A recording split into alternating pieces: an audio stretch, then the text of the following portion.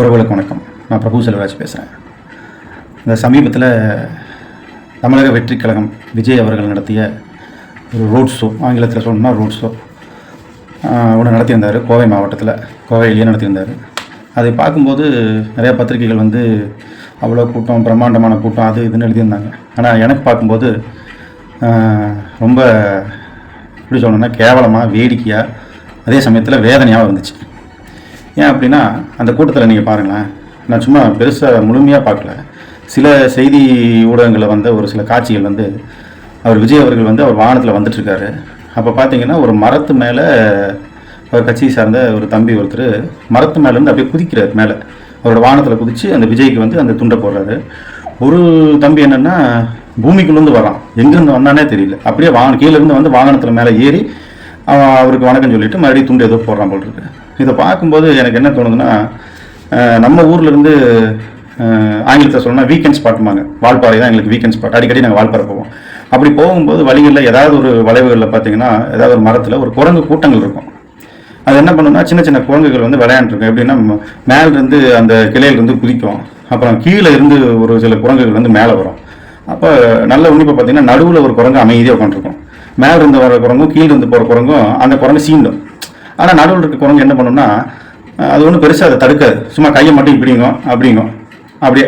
அது எப்படின்னா அதை பார்த்து ரசிக்கும். அப்படி தான் இருக்குது உங்கள் கூட்டத்தை பார்த்தா, எனக்கு அப்படி தான் இருக்குது. உங்களால் உங்கள் ரசிகர்களை, உங்கள் கட்சி உறுப்பினர்னு சொல்கிற அந்த ஆட்களையே உங்களால் கட்டுப்பாட்டில் வைக்க முடியலன்னா, நாளைக்கு இவ்வளோ பெரிய நாட்டை எப்படி நீங்கள் கட்டுப்பாட்டில் வைப்பேங்கிற நினைப்பில் நீங்கள் அரசியலுக்கு வரீங்கன்னு எனக்கு தெரியல. உங்களோட பயணித்த சமகாலத்தில் வாழ்ந்த நடிகர் தானே அஜித் குமாரும். இந்த மாதிரி ஒரு சில சம்பவங்களை பார்த்து பெரிய புகழின் உச்சியில் இருக்கும்போது ஒரே இரவில் முடிவெடுத்து தன்னோட ரசிகர் மன்றத்தையே கலைச்சிட்டார். என்ன சொன்னார் அவர்? தயவுசெய்து ரசிகர் மன்றம் கழிச்சிட்டு அவங்க வேலையை பாருங்கள், அவங்க குடும்பத்தை பாருங்கள், படிக்கிறவங்க படிங்க அப்படின்னு அவங்க ரசிகரை அரசியலுக்கு வராமையே அரசியல் படுத்தினார். அதுதான் உண்மையான அரசியல். ஏன்னா குடும்பத்தை நல்லா பார்க்குறவன் நாட்டையும் நல்லா பார்ப்பாங்கிற நம்பிக்கை இன்றைக்கி இருக்குது. அதுதானே உண்மை. அப்போ அவர் அவங்க ரசிகர்களை உண்மையிலேயே அரசியல் படுத்தியிருக்கார். நீங்கள் என்ன பண்ணுறீங்க? உங்களோட அரசியல் லாபத்துக்காக அவன் அறியாமையை பயன்படுத்தி அரசியல் அடிமையாக்குறீங்க அவனை. ஏன்னா உங்களோட எதிர்காலம் கருதி நான் ஒரு யோசனை சொல்கிறேன். ஒன்று, இந்த தேர்தலை தவிர்த்துருங்க. ஒரு சில காரணம் சொல்லி, அதாவது எங்களுக்கு இன்னும் கட்டமைப்பு சரியில்லை, இன்னும் நாங்கள் முழு பலத்தோடு வரணும், அதனால் நாங்கள் வரப்போகிற சட்டமன்ற தேர்தலுக்கு அப்புறம் வரப்போகிற உள்ளாட்சி தேர்தலை நாங்கள் போட்டிக்கிறோம் அப்படின்னு ஏதாவது ஒரு காரணத்தை சொன்னீங்கன்னா நல்ல ஒரு மான மரியாதையோடு தப்பிச்சுப்பீங்க. ஒன்றும் பிரச்சனை இல்லை.